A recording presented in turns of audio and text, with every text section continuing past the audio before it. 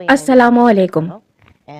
یہ میری شریفہ کارلو کی کہانی ہے کہ میں کیسے اسلام کی طرف مائل ہوئی۔ یہ کہانی ہے ارادوں کی۔ کچھ ارادے ہم کرتے ہیں اور کچھ ارادے اللہ کرتا ہے، اور پھر ہوتا وہی ہے جو اللہ کا ارادہ ہے۔ یقیناً اللہ بہترین کارساز ہے۔ جب میں ٹین ایجر تھی تب ایک ایسے لوگوں کا گروپ میری طرف متوجہ ہوا جن کے اسلام مخالف انتہائی مذموم مقاصد تھے۔ وہ انفرادی طور پر ایسے لوگوں کا گروپ تھا جو امریکی حکومت میں اہم عہدوں پر تعینات تھے۔ وہ اپنے مقاصد کے لیے امریکی حکومت میں اپنے اختیارات کا ناجائز استعمال کرتے تھے۔ ان میں سے ایک آدمی نے مجھ تک رسائی حاصل کی کیونکہ انہیں یہ بات پتہ چلی تھی کہ میں خواتین کے حقوق کے متعلق بہت زیادہ ایکٹیو تھی، یا یوں کہہ لیجئے کہ میں خواتین کے حقوق کے لیے ان کی وکیل تھی۔ اس نے مجھے تجویز دی کہ اگر میں بین الاقوامی تعلقات عامہ کی تعلیم حاصل کروں، خصوصی طور پر مشرق وسطیٰ کے ممالک کے متعلق معلومات حاصل کروں، تو وہ مجھے مصر میں امریکی ایمبیسی میں اچھی ملازمت کی مکمل گارنٹی دیتے ہیں، جہاں میں مسلم معاشرے میں خواتین کے حقوق کے حوالے سے کام کر سکتی ہوں اور خواتین کو ان کے حقوق کے حصول کے لیے متحرک کر سکتی ہوں۔ میں نے سوچا کہ یہ تو بہت بہترین بات ہے۔ میں نے ٹی وی اور انٹرنیٹ پر مسلم خواتین کے متعلق بہت کچھ سن رکھا تھا کہ وہ بہت مظلوم اور پسا ہوا طبقہ ہیں۔ یہ میرے لیے بہترین موقع تھا کہ میں انہیں 21ویں صدی کی ترقی یافتہ زندگی کی طرف مائل کروں۔ میں نے اسی سوچ اور ارادے کے ساتھ کالج میں داخلہ لیا اور قرآن و حدیث کا مطالعہ شروع کر دیا۔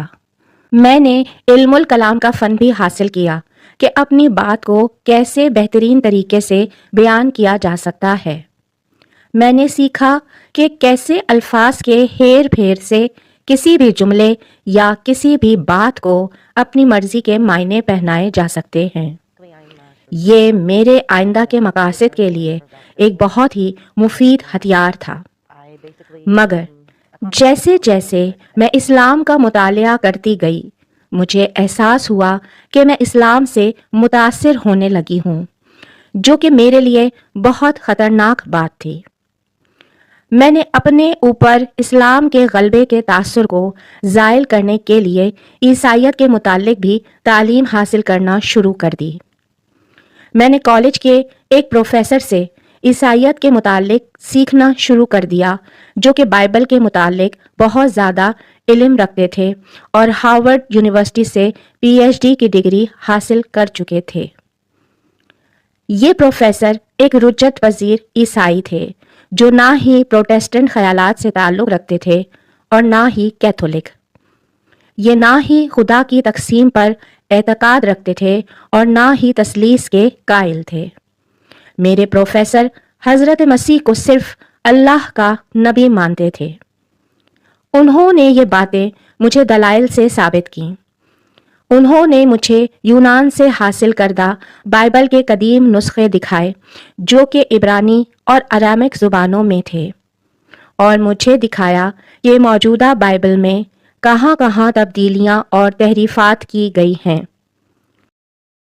جب میں ان کے پاس سے تعلیم مکمل کر کے فارغ ہوئی تو میرا عیسائیت پر سے یقین مکمل طور پر تباہ ہو چکا تھا، مگر میں ابھی بھی اسلام قبول کرنے کے لیے تیار نہیں تھی۔ کالج سے فارغ التحصیل ہونے کے بعد میں نے اپنے طور پر اسلام اور عیسائیت کا مطالعہ جاری رکھا۔ میں نے اس دوران بہت سارے مسلمانوں کا انٹرویو کیا اور ان سے ان کے اعتقاد کے متعلق معلومات حاصل کیں۔ اس دوران میری جن مسلمانوں سے ملاقات ہوئی ان میں میرا ایک بہت اچھا مسلم بھائی تھا جس کا تعلق مسلم اسٹوڈنٹس ایسوسی ایشن سے تھا۔ اللہ کا لاکھ لاکھ شکر ہے کہ اس نے اسلام کے متعلق میرے شوق کو دیکھتے ہوئے مجھے بہت زیادہ معلومات فراہم کیں۔ اللہ اس کے اجر میں اضافہ کرے، آمین۔ اس نے اپنی ہر ذاتی کوشش کی کہ مجھے زیادہ سے زیادہ اسلام کے متعلق معلومات فراہم کر سکے، مگر اس نے مجھے کبھی اسلام قبول کرنے کے لیے نہیں کہا۔ ایک دن اس نے مجھ سے رابطہ کیا اور اس نے مجھے ایک مسلمانوں کے ایسے گروپ کے متعلق بتایا جو کہ ہمارے علاقے میں آج کل آیا ہوا تھا۔ اس نے مجھے دعوت دی کہ میں اس گروپ سے ملاقات کروں۔ میں ملاقات کے لیے راضی ہو گئی۔ ہم عشاء کی نماز کے بعد وہاں پہنچے۔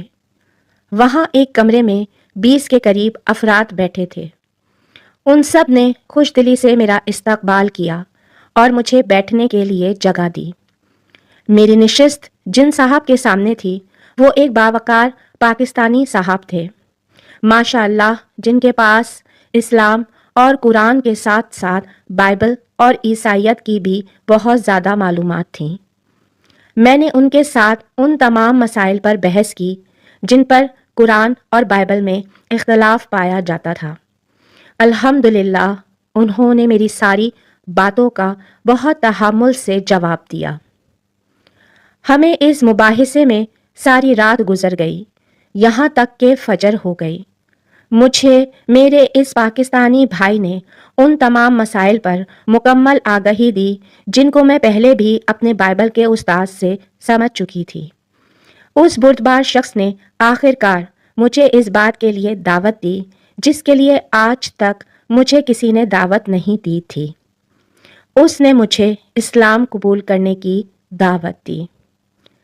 پچھلے 3 سالوں میں میری جتنی بھی مسلمانوں سے ملاقات رہی، ان میں سے کسی نے مجھے اسلام کی تعلیم دی، کسی نے مجھ سے جھگڑا کیا، کسی نے مذاق اڑایا، مگر کبھی کسی نے مجھے اسلام قبول کرنے کی دعوت نہیں دی۔ تو جب میرے اس بھائی نے مجھے اسلام قبول کرنے کی دعوت دی تو میں نے اس حقیقت کو تسلیم کیا کہ مجھے اب واقعی اسلام قبول کر لینا چاہیے۔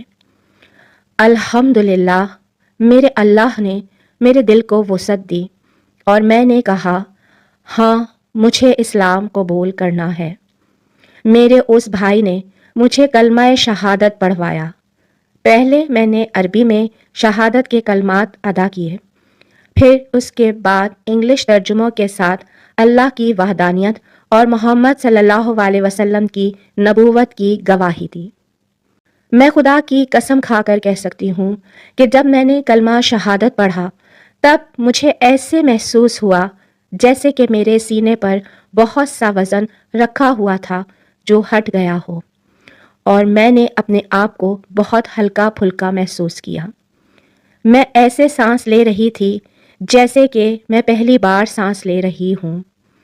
الحمدللہ میرے اللہ نے مجھے ایمان کی روشنی عطا فرمائی اور میرے نامہ اعمال کی سلیٹ کو بالکل پچھلے گناہوں سے صاف کر دیا، اپنے لیے جنت کے حصول کا ایک نیا موقع عطا کیا۔ میری خواہش ہے کہ میں اپنی زندگی کے بقیہ ایام ایک اچھی مسلمان بن کر گزاروں۔ میں چاہتی ہوں جب مجھے موت آئے تو میں مسلمان مروں۔ آمین۔